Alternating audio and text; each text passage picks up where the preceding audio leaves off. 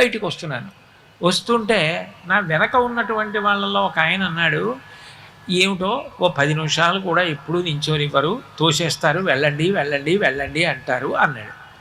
నేను నిజమే కదా, పాపం అలా అనిపిస్తుంది కదా అనుకున్నాను. ఇంకొక ఆయన కళ్ళు ఎత్తుకుంటున్నాడు. నేను అనుకున్నాను బహుశా బయటికి తోసేశారని, వెళ్ళిపోమ్మన్నారని, తోసేయడం అంటే వెళ్ళిపోండి వెళ్ళిపోండి అన్నారని ఆయన కళ్ళు ఎత్తుకుంటున్నాడులో ఉంది అనుకున్నాను నేను. ఆయన అన్న మాట నా జీవితంలో నేను ఇప్పటికి కాదు ఎప్పటికీ మర్చిపోను.